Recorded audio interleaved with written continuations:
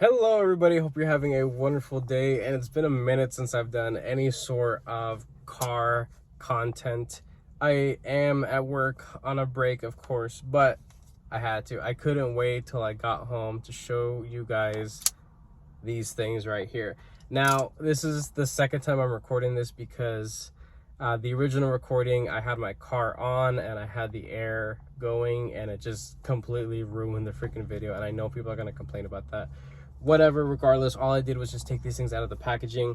These are the Ozark Trail, bug out, essentially. They're not calling themselves a bug out, but it is essentially what a lot of things aspire to be for the budget, I guess, for a budget model. The craziest thing about this knife is that it is $10. Let me repeat that. $10 US. It's pretty crazy. So my idea with this is that this is an item that it may be hard to keep in stock for a little bit because it's just so stupid cheap, and everybody's gonna want something like this just to throw around, kick around. But my thought on this is an item that is found at a Walmart. Walmarts are freaking everywhere, and despite my opinion on Walmarts from a corporate standpoint or a business standpoint, I don't really give a shit. But I do have to interact with them a lot, and I'm not a fan of it. And this is the only thing I've ever purchased from Ozark Trail. It's actually pretty nice. But if you go camping trips, you travel a lot, hunting trips, and you are not comfortable taking your expensive knives to work, this is my carry for today. This is my Kanwu Knives Compadre. I put a sweet 16-degree edge on this thing, and it's just freaking awesome. This is a $300 knife, and I guarantee you there are going to be people in the comments section that are going to make a similar remark to, no one needs to spend that kind of money on a knife. You're right, no one needs to, but I did because I could. And that's really the thought process behind buying whatever the hell you want to buy.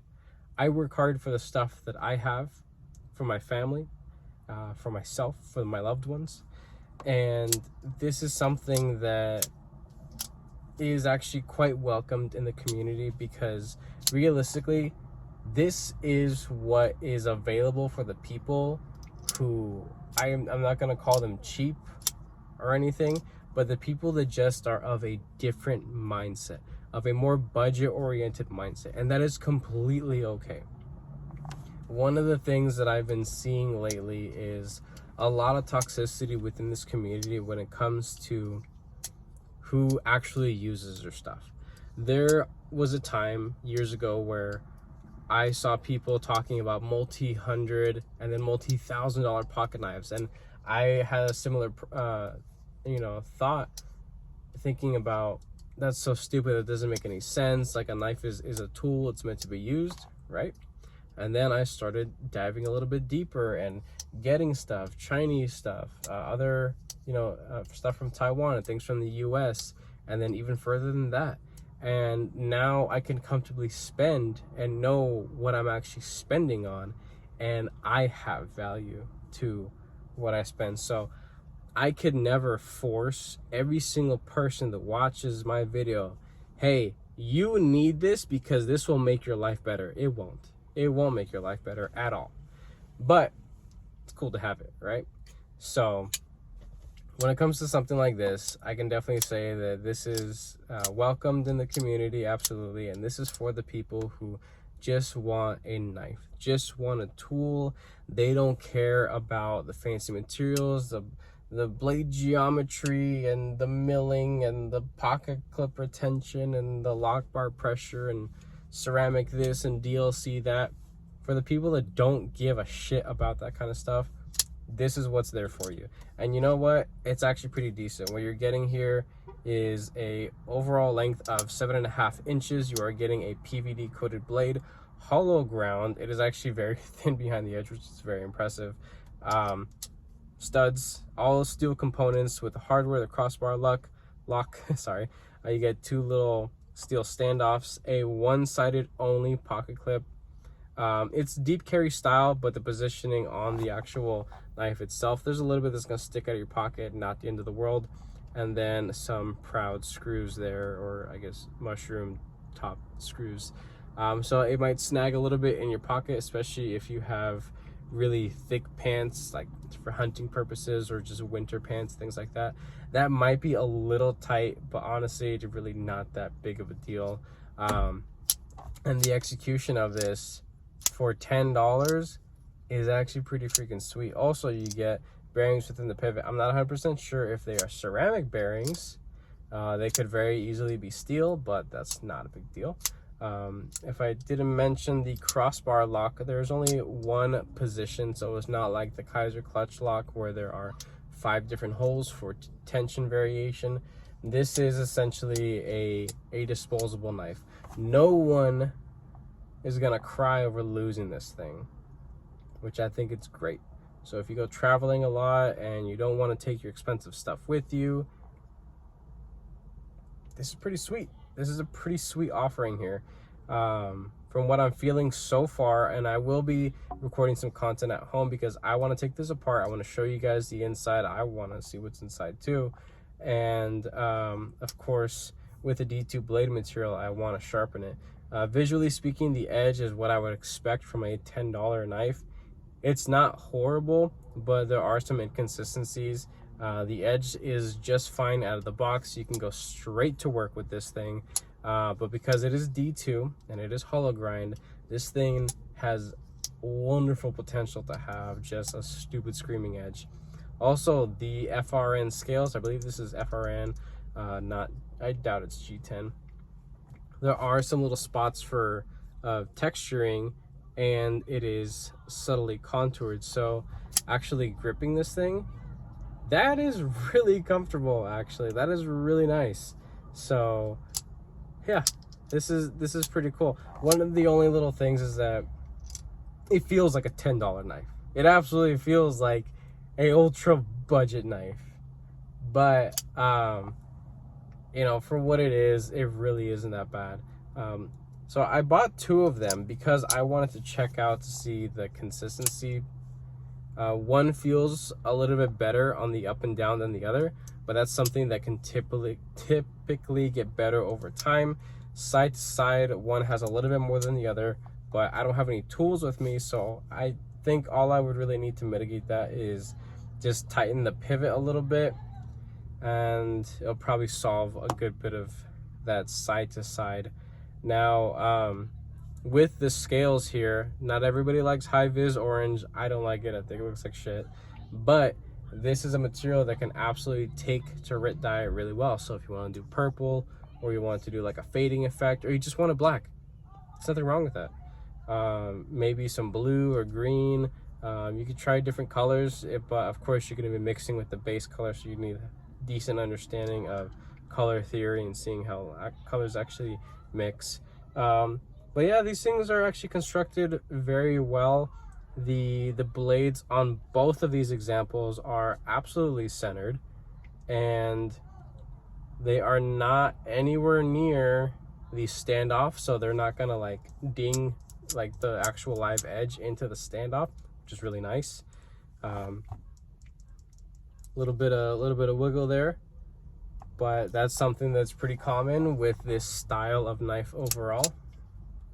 So yeah, again, PVD coated D2. It says Ozark Trail on the blade. You can see there. It focuses. Focus. All right, it's not focusing, but I promise you, it says Ozark Trail there, lasered in white. But yeah, I think these are actually pretty cool and would be wonderful stocking stuff for or gift knives, or really just like really what a bug out could never be. This is the ultimate, like, this is essentially what a bug out aspired to be but could never be. The bug out is a minimum of a $175 knife, right? Most of them are around 200 bucks. And if you want to get into modifications and upgraded materials and different sprint runs of higher end blade material, I mean, don't get me started. It just goes up from there, right? US production, yes. One of the best warranties in the game, absolutely. but you don't need a warranty for a $10 knife. So this is the real bug out here, honestly. Not the Benchmade bug out. That's a whole different can of worms. But this is essentially like the ultimate disposable knife. You know, you could just beat on this thing till it freaking breaks and not even give a shit because of how cheap it is. So yeah, this is pretty cool. I'll do some testing, some sharpening, and chances are I'm gonna be giving these away. There's no reason for me to keep these. I think it was really cool. It only cost me, what was it, like $22.50, something like that. It wasn't anything crazy. Yes, taxes are shit in California, but yeah. So just going back to the whole thing about people giving crap to other people about what they spend their money on and what they think is worth their money. If people want to buy something like this and leave it in a case, just leave them alone. That's it. So I actually use my stuff, and I'm trying to freaking reverse flick it lefty here. They do make lefty versions of this actually, but so I love using stuff like this. I have no problem with actually taking it to work. I do not have a super dirty work environment. I'm actually not wearing my uniform because I don't want to deal with any shit. So this is just my undershirt. But I'm at work right now. My hands get freaking filthy at work, and I smell like shit at the end of the day. But that's what my job entails. I do work in, you know, the general public around a lot of people, so I need to be mindful of what I'm carrying. So just based off of the size of what I'm carrying doesn't make me any less of a macho man, right? So I'm not going to be busting out a Spada XL to cut some paper and plastic. No one should really be doing that. So just be nice to people. It's not that hard.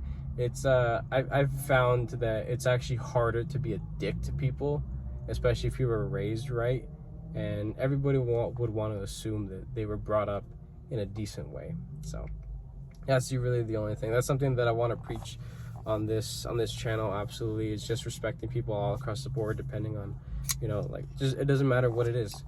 They are fixed blade lovers. They are of the cult of cold steel or Benchmade. They live, breathe, and die by Benchmade.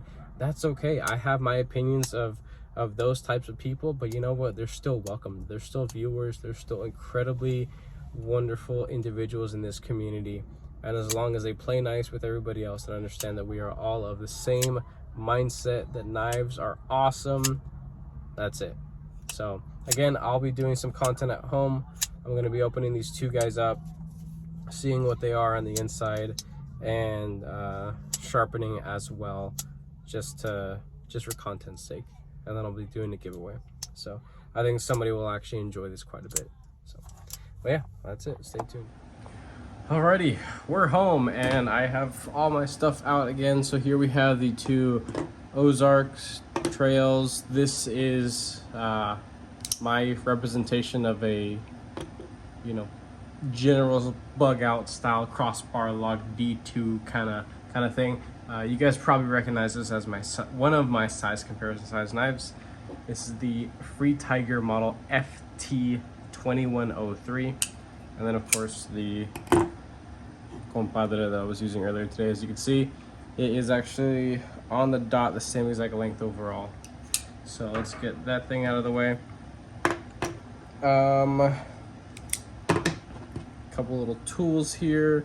I got a T8. We have two T6 and two drivers, just in case the barrels are free spinning, which chances are they are. Some KPL so I can put in afterwards, and of course a scale. And the only thing I'm missing is just a piece of paper for factory edge tests. These have not cut a single freaking thing. I just need a piece of paper.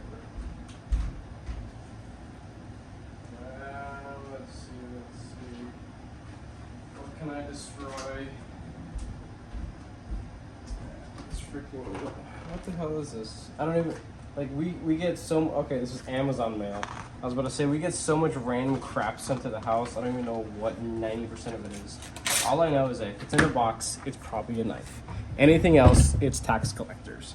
So, piece of paper, Let's take the weight.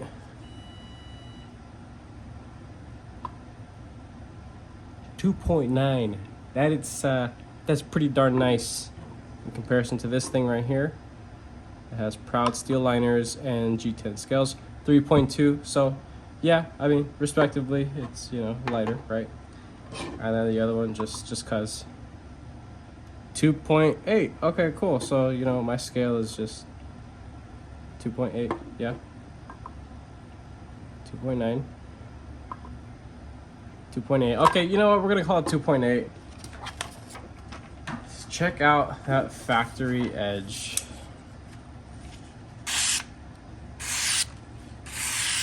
Yeah. This is absolutely a aggressive, very toothy edge.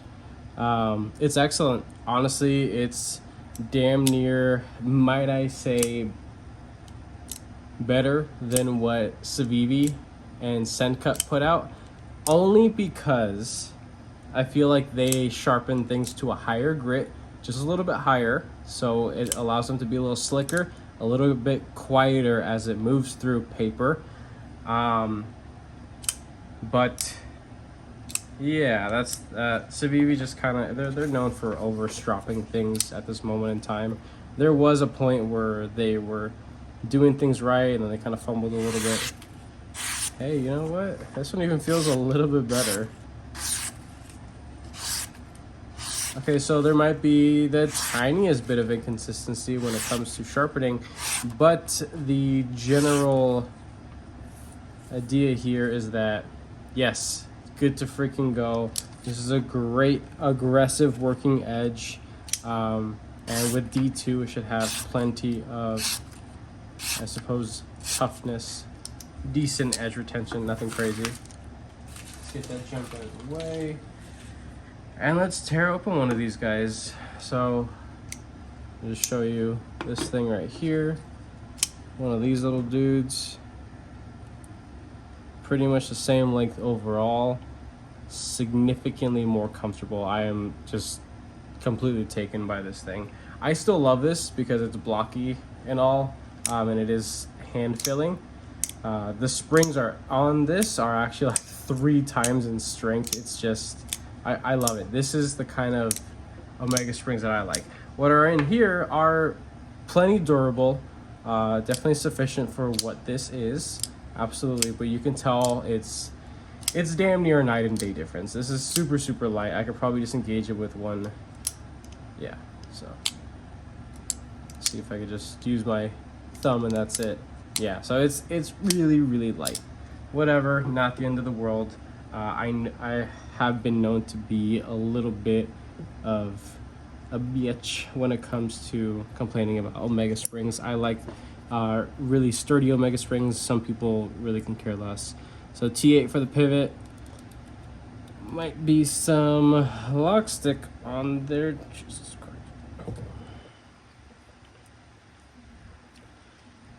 Okay. So hey, you know, they put lock stick. That's good. They don't want people taking their stuff apart. This isn't meant for the knife community. This is a product that's meant for the general public. Absolutely. It looks like there was something on there. It's not really colored anything. It's just kind of gray looking. Whatever. I mean, I didn't slip. I didn't strip or anything. The depth, the tooling of that T8 face right there for the pivot, good to go. I like that a lot, definitely. Let's switch out to a T6 for some body screws and the clip, of course. Okay, the clip is a whole lot easier to remove. It is a real bummer that there is no way for lefties to carry this, and it is what it is. Like no one's gonna be able to really influence Ozark Trail to actually like doing something about that, unfortunately. It's just kind of, it is what it is. Okay, so my thumb is on that screw and it was actually unscrewing from this side, so sure, yeah, let's, okay, maybe we're not there yet. Let me just take it from here, I guess. Okay, so one side is stuck on the barrel, I'm assuming, and then the other side is able to come loose. Yeah, you know what?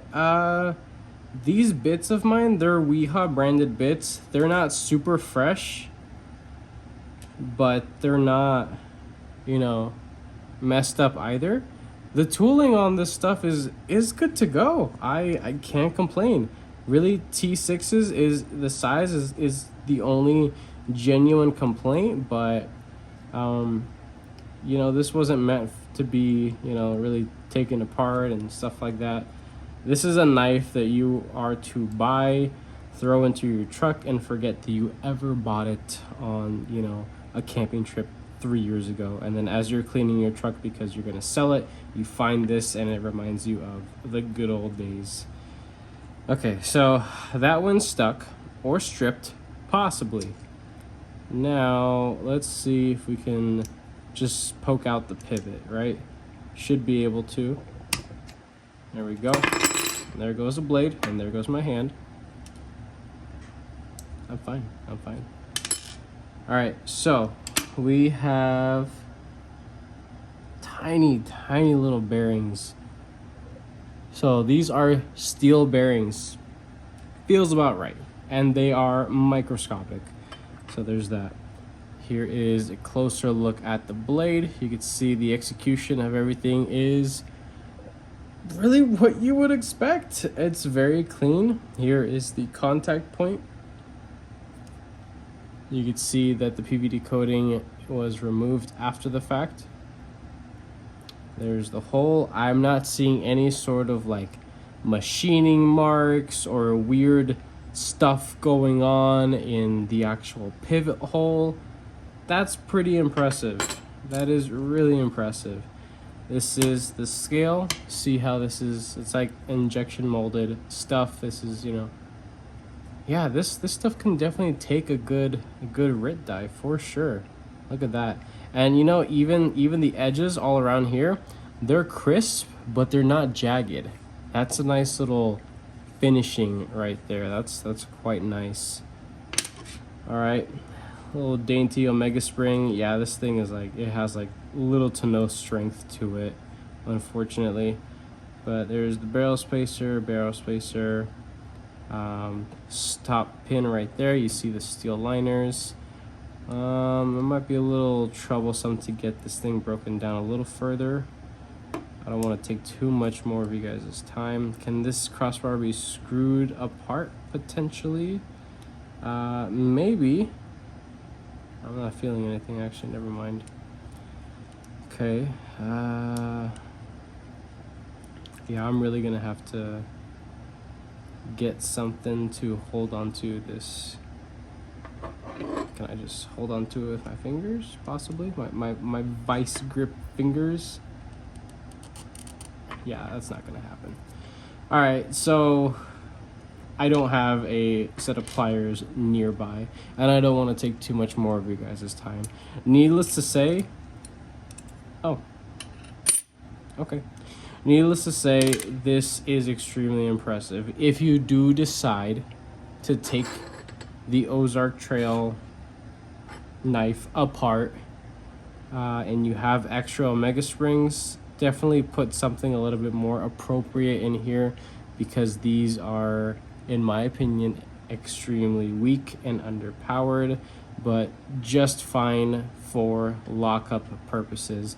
All I'm saying is that if they were stronger, it might be a little bit snappier, a little bit more enjoyable on the deployment. But when it comes to having enough positive tension pushing the crossbar lock up behind the tang of the blade to actually lock it out safely, properly of course, with decent enough geometry for minimal up and down, yeah, that would really be the only little modification I would do to this, if this is something you're actually going to hold on to and not gift or anything like that. Let's see if we could just tighten the pivot on this one, see if we can get that side to side that I was feeling earlier. Yeah, you know, that's like 2/3 of a whole turn right there. And the pivot definitely tightens up a little bit. It's not super cheapy and drop sheddy feeling anymore. Still centered. Still beautifully centered. Wow. Okay. I'm not not trying to crank down on it because I know those are steel. So steel on steel on steel. I'm not trying to make any marks. But hey, look at that. That actually feels really good. Again, it's just the tension, the strength of the Omega springs. For me, it's underpowered, but plenty of people are going to enjoy this. It's going to be just fine. Definitely crank down that pivot and you'll be good to go with any side to side. That is wonderful. No side to side anymore. Sorry, this is a little fly that's in here. Up or down, honestly, a good bit of that has actually gone away as well, just by tightening the pivot. So that's pretty much it. This is all I gotta share with you guys today. The edge out of the box, phenomenal for the price. The overall build quality for the price, incredible. The hardware, the tooling is good. You have a D-shaped pivot. I mean, come on. Oh, another little thing that a lot of OEMs should be absolutely ashamed about is take a look at the plunge grind. It is a little difficult to see because of the black coating, but I can actually sharpen this, put a sick low-angled edge on here. Or is it high-angled edge? Basically, just I could probably put like a 16 or 17 degree edge on here and it won't create a smile. There is plenty of life to actually keep this knife and sharpen it and, you know, have it in your daily rotation if you choose to do so. A lot of manufacturers, garbage execution. I can't even count. I don't even think I'm educated enough to count high enough to actually talk about all the other knives that have been put out this year and are still going to come out this year with the worst execution of plunge grind. They're basically saying, hey, buy this super expensive knife of ours, and when you sharpen it, it's going to look like shit. This right here, that's awesome. I think that's really cool. So from a user, an actual user, an actual sharpener standpoint, that's awesome. I love that. I absolutely appreciate it. So with that being said, thank you so much. I appreciate all your support and your patience, of course. If you are subscribed, thank you. Definitely appreciate it. You know, kind of messed up on that. If you did like this video, go ahead and leave a like down below because I have plenty more videos and content coming to you guys this way. And just have a wonderful day.